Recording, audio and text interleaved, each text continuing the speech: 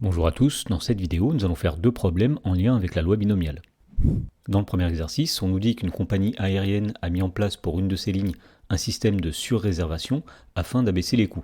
Alors on nous dit que les réservations ne peuvent se faire qu'auprès d'une agence ou bien sur le site internet de la compagnie. Dans la partie A, on nous dit qu'une étude réalisée par la compagnie a établi que sur cette ligne, pour une réservation en agence, 5% des clients ne se présentent pas à l'embarquement, alors que pour une réservation par internet, 2% des clients ne se présentent pas à l'embarquement.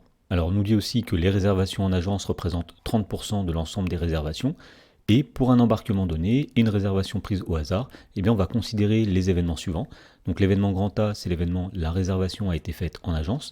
L'événement grand I, c'est la réservation a été faite par internet. Et enfin, l'événement grand E, c'est l'événement le passager se présente à l'embarquement. Et dans la première question, on nous demande de construire un arbre pondéré qui traduit cette situation. Alors si on prend un client au hasard, il y a deux possibilités. Soit il a réservé en agence, soit il a réservé par internet. S'il a réservé en agence, il y a deux possibilités. Soit il s'est présenté à l'embarquement, ou bien il ne s'est pas présenté à l'embarquement, ce sera l'événement contraire de E, c'est-à-dire E bar. Et de même, s'il a réservé sur internet, il y a deux possibilités. Soit il s'est présenté à l'embarquement, soit il ne s'est pas présenté à l'embarquement. Et donc pour finir de compléter cet arbre, il nous suffit maintenant de mettre des probabilités. Alors on nous dit dans l'énoncé que les réservations en agence représentent 30% de l'ensemble des réservations. Autrement dit, il y a une probabilité de 0,3 qu'un client est réservé en agence. Et donc puisqu'il est sous-entendu que si un client ne réserve pas en agence, c'est qu'il réserve sur internet, 1 moins 0,3 ça donne 0,7, autrement dit, il y a une probabilité de 0,7 que le client est réservé sur internet. Ensuite, on nous dit dans l'énoncé que pour une réservation en agence, 5% des clients ne se présentent pas à l'embarquement. Autrement dit, sachant qu'un client a réservé en agence, il y a une probabilité de 5% qui ne se présente pas à l'embarquement. Autrement dit, ici, nous allons mettre la probabilité 0,05. Et donc, s'il a 5% de chance de ne pas se présenter à l'embarquement, il y a 95% de chance qu'il se présente à l'embarquement. Et pour terminer de compléter cet arbre, on voit dans l'énoncé que pour une réservation par internet, 2% des clients ne se présentent pas à l'embarquement. Autrement dit, en dessous ici, nous allons mettre la probabilité 0,02. Et puisque 1 moins 0,02 donne 0,98, nous allons inscrire 98% en haut. Dans la question numéro 2, on nous demande de démontrer que la probabilité qu'un client ne se présente pas à l'embarquement est de 0,029. Autrement dit, ce qu'on cherche à calculer ici, c'est la probabilité de l'événement E bar, c'est-à-dire P de E bar. Et donc pour calculer cette probabilité, on va s'aider de l'arbre, on va repérer tous les chemins qui vont jusqu'à l'événement E bar, il y a un premier chemin ici et un deuxième chemin ici, et on applique ensuite la formule des probabilités totales. Et donc on va dire que d'après la formule des probabilités totales, P de E bar, ce sera la probabilité qui correspond au premier chemin, c'est-à-dire la probabilité de l'événement A inter E bar, plus la probabilité qui correspond au deuxième chemin, c'est-à-dire la probabilité de l'événement I inter E bar. Alors pour calculer la première probabilité P de A inter E bar, il suffit tout simplement de multiplier toutes les probabilités qu'on rencontre lorsqu'on parcourt le chemin. Autrement dit, ce sera 0,3 multiplié par 0,05. Et de même, pour calculer P de I inter E bar, on va multiplier toutes les probabilités qu'on rencontre lorsqu'on parcourt le chemin correspondant à l'événement I inter E bar, c'est-à-dire 0,7 multiplié par 0,02. Et donc lorsqu'on tape ceci sur une calculatrice, on trouve bien que P de E bar est égal à 0,029. Dans la question numéro 3, on nous demande de calculer la probabilité que la réservation ait été faite en agence, sachant que le client ne s'est pas présenté à l'embarquement. Autrement dit, ce qu'on souhaite calculer ici, c'est une probabilité conditionnelle, c'est la probabilité de l'événement A, sachant que l'événement E bar est réalisé. Alors pour calculer cette probabilité, nous allons appliquer une formule qui dit que P de A sachant E bar, ce sera tout d'abord P de A inter E bar, le tout divisé par P de E bar. Alors pour calculer P de A inter E bar, nous allons reprendre l'arbre qui est ici. Nous allons tout simplement faire 0,3 multiplié par 0,05 que nous allons diviser par P de E bar, c'est-à-dire 0,029. Et donc finalement, on trouve que cette probabilité est à peu près égale à 0,517. Dans la partie B, on nous dit que sur cette ligne, la compagnie affrète un appareil de 200 places et a vendu 202 réservations. Alors on suppose que le nombre de clients se présentant à l'embarquement peut être modélisé par une variable aléatoire grand X qui suit la loi binomiale de paramètres n égale 202 et p égale 0,971. Dans la première question, on demande de calculer la probabilité que tous les clients se présentent à l'embarquement. Autrement dit, puisque la compagnie a vendu 202 réservations, ce qu'on souhaite calculer ici, c'est p de grand X est égal à 202. Et donc pour calculer cette probabilité, puisque x suit la loi binomiale de paramètres n égale 202 et p égale 0,971, eh bien nous allons appliquer la formule qui dit que p de grand x égale 202, ce sera le coefficient binomial 202 parmi 202, multiplié par la probabilité de succès, c'est-à-dire 0,971 à la puissance 202, multiplié par la probabilité d'échec, c'est-à-dire 1 moins 0,971, le tout à la puissance 202 moins 202. Et donc on en déduit que p de grand x égale 202, donc c'est tout d'abord le coefficient binomial 202 parmi 202, c'est-à-dire 1, puisque plus généralement on sait que n parmi n est toujours égal à 1. Le tout sera multiplié par 0,971 à la puissance 202 et multiplié par 1 moins 0,971 à la puissance 202 moins 202, c'est-à-dire 0, et un nombre à la puissance 0, ça donne 1. Et donc finalement, on trouve que la probabilité que grand x égale 202, c'est-à-dire la probabilité que tous les clients se présentent à l'embarquement, est à peu près égale à 0,003. Dans la question numéro 2, on nous demande de calculer la probabilité qu'un seul client parmi les 202 qui ont réservé ne se présente pas à l'embarquement. Autrement dit, ce qu'on souhaite calculer ici, c'est la probabilité que grand X, qui représente le nombre de clients qui se présentent à l'embarquement, soit égal à 201, puisqu'en effet, la compagnie a vendu 202 réservations. Si un client ne se présente pas uniquement, eh bien, il y aura 201 clients qui vont se présenter. Et donc, pour calculer cette probabilité, nous allons utiliser la même formule que dans la première question. Autrement dit, puisque grand X suit une loi binomiale de paramètres n égale 202 et p égale 0,971, eh bien p de grand X égale 201, ce sera 201 parmi 202, multiplié par la probabilité de succès 0,971 à la puissance 201, multiplié par la probabilité d'échec, c'est-à-dire 1 moins 0,971 à la puissance 202 moins 201. Ensuite, on va dire que le coefficient binomial 201 parmi 202 est égal à 202, puisqu'en effet, il y a une règle qui dit que le coefficient binomial n-1 parmi n, c'est la même chose que 1 parmi n, et on sait que 1 parmi n, c'est tout simplement n.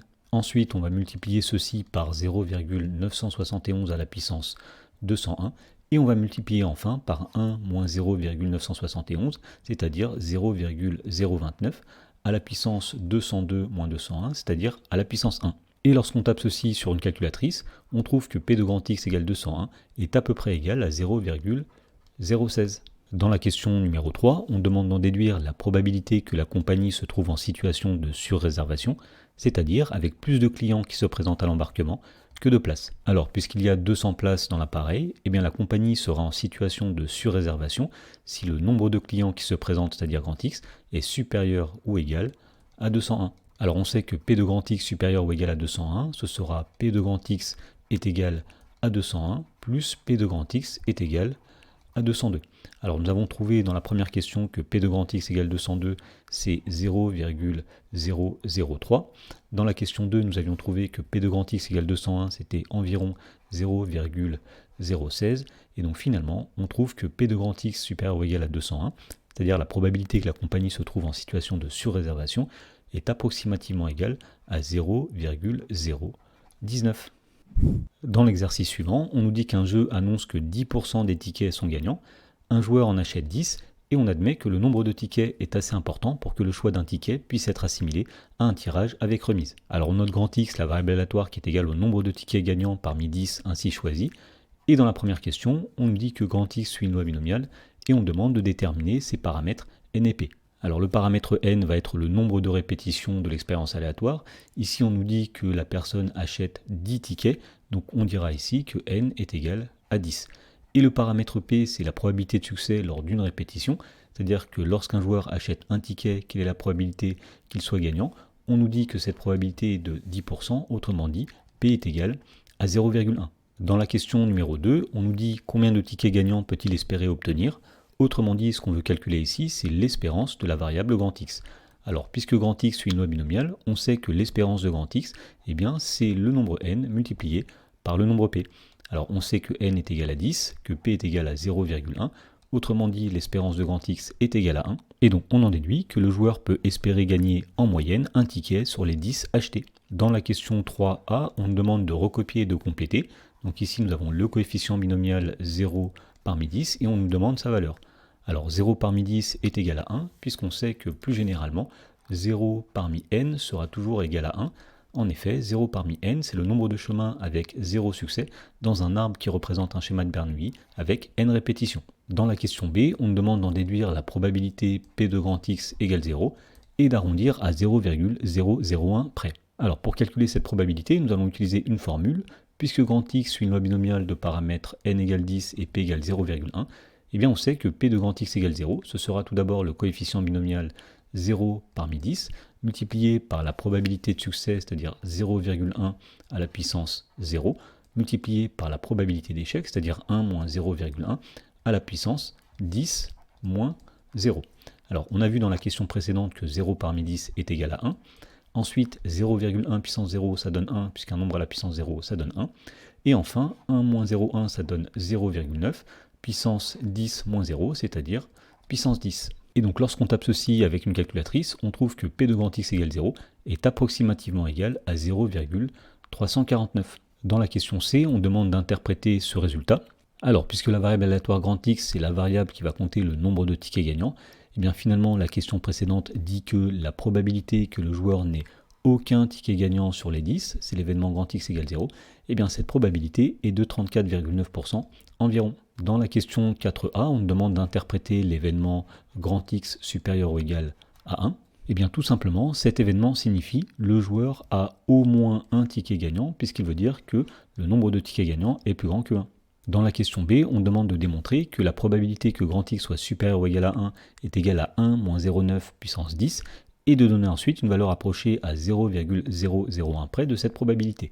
Donc ici, nous allons calculer la probabilité de l'événement X supérieur ou égal à 1 et pour calculer cette probabilité, nous allons passer à l'événement contraire.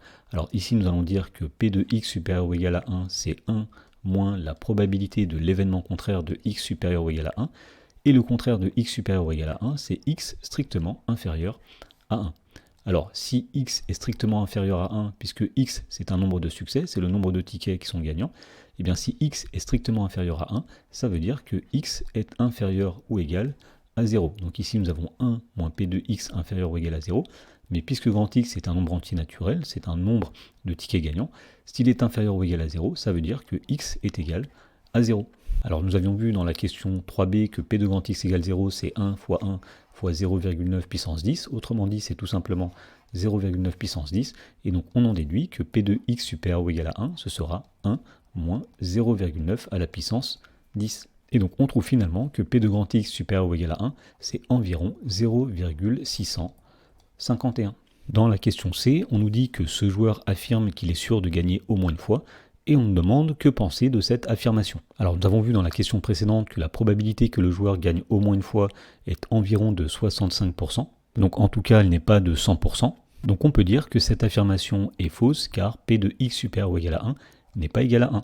Dans la question numéro 5, on nous dit que le joueur souhaite savoir combien de tickets il devra acheter s'il veut avoir une probabilité d'obtenir au moins un ticket gagnant supérieur ou égal à 0,99. Alors on nous dit qu'on note Y, la variable aléatoire, qui est égale au nombre de tickets gagnants parmi n choisis, et on admet que P de Y supérieur ou égal à 1 est égal à 1 moins 0,9 à la puissance n. Alors dans la question A, on demande de recopier et de compléter le programme écrit en langage Python, afin d'obtenir la réponse à la question du joueur. Donc finalement, ce qu'on cherche à obtenir ici grâce à cet algorithme, c'est quel est le premier entier naturel n, tel que 1 moins 0,9 puissance n, est supérieur ou égal à 0,99. Donc ce qu'on va faire ici, c'est qu'on va calculer 1 moins 0,9 puissance n, et tant que ce nombre-là ne sera pas supérieur ou égal à 0,99, c'est-à-dire que tant que ce nombre-là est strictement plus petit que 0,99, le nombre n va augmenter de 1, et on calculera le terme suivant de cette suite. Donc tout d'abord, nous avons une variable n qui est égale à 0, et on va dire ensuite que tant que 1 moins 0,9 puissance n est inférieur à 0,99, donc en Python, cela s'écrira while 1 moins 0,9 étoile étoile n, pour dire 0,9 puissance n, est inférieur à 0,99, qu'on va écrire 0,99 en Python, et bien on va calculer le n suivant en disant que n est égal à n plus 1. Autrement dit, la variable n va être augmentée d'une unité à chaque étape, et on s'arrêtera lorsque 1 moins 0,9 puissance n est supérieur ou égal à 0,99. Dans la question B, on demande quelle valeur sera affichée par cet algorithme. Donc pour connaître la réponse à cette question, on va calculer toutes les valeurs de 1 moins 0,9 puissance n jusqu'à ce qu'on dépasse 0,99. Alors on peut faire cela avec une calculatrice. On voit que quand n égale 1, 1 moins 0,9 puissance 1, ça fait 0,09. Quand n égale 2, on obtient 0,19. Quand n égale 3, on obtient 0,27, etc. On continue les calculs. Et quand n égale 43, on trouve 0,989. Et quand n égale 44, on trouve 0,9903. Autrement dit, on a dépassé 0,99. Autrement dit, la valeur qui sera affichée par cet algorithme, c'est 44.